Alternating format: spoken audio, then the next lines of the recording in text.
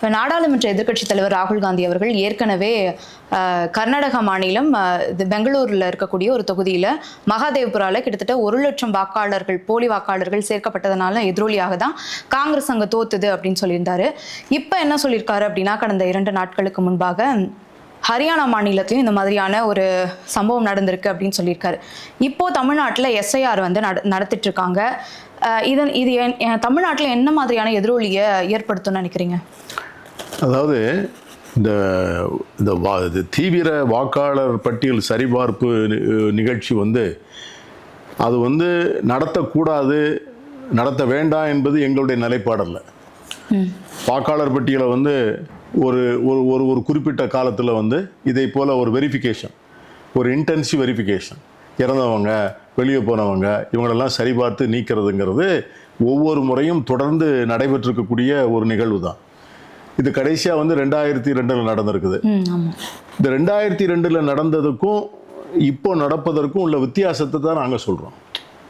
அதாவது பொதுவாக இதை போன்ற நிகழ்வுகளை வந்து தேர்தலுக்கு முன்னால் அவசரமாக நடத்துவது வந்து சரியில்லை. சட்டமன்ற தேர்தல் நடத்துகிற மாநிலங்கள், அதிலும் குறிப்பாக பார்த்தீங்கன்னா எதிர்க்கட்சிகள் ஆட்சி செய்கிற மாநிலங்கள், கேரளா, தமிழ்நாடு, மேற்கு வங்கம். இப்போ அஸ்ஸாமில் வந்து பாஜக இருக்குது, திரிபுராவில் வந்து பாஜக இருக்குது. அங்கெல்லாம் இது கிடையாது. அவங்களும் நம்மளோட தேர்தலுக்கு வர்றாங்க.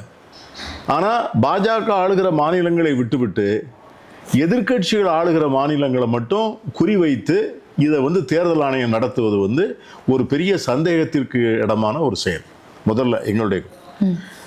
ரெண்டாவது, ஹரியானாவில் வந்து இன்னைக்கு வந்து ராகுல் காந்தி அவர்கள் கொண்டு வந்திருக்கிற அந்த வெளிச்சத்திற்கு கொண்டு வந்திருக்கிற தரவுகள் இருக்கு, தகவல்கள் இருக்குல்ல, இது வந்து எதையுமே வந்து தேர்தல் ஆணையம் மறுக்கலை. அதாவது ஒரு வந்து பிரேசில் நாட்டினுடைய ஒரு மாடல், அந்த அந்த அந்த அம்மா பேரில் வந்து ஒரு 22 படமோ ஏதோ இருக்கு. ஒரு நம்பரே இல்லாத வீட்டில் 500 வாக்காளர்கள் இருக்காங்க. ஒரு மூதாட்டி வந்து 100-200 இடத்துல வழக்கு போட்டிருக்காங்க. இதை போல அவர் வந்து பட்டியலிட்டு இருக்கிறார். இந்த பட்டியலிட்டு அவர் சுட்டி காண்பித்திருக்கிற இந்த கோளாறுகள், இந்த மோசடிகள், குளறுபடிகள் எதையுமே தேர்தல் ஆணையம் மறுக்கலை. அவங்க பதிலெலாம் என்ன அப்படின்னு கேட்டிங்கன்னா, இதை ஏன் நீங்கள் அப்போவுமே சொல்லலை, உங்களுடைய வாக்குச்சாவடி முகவர் என்ன பண்ணிக்கிட்டு இருந்தார், உங்கள் கட்சி என்ன பண்ணிக்கிட்டு இருந்தது, இப்படித்தான் கேள்விகளை கேட்கிறார்களே ஒழிய இது நடக்கலை.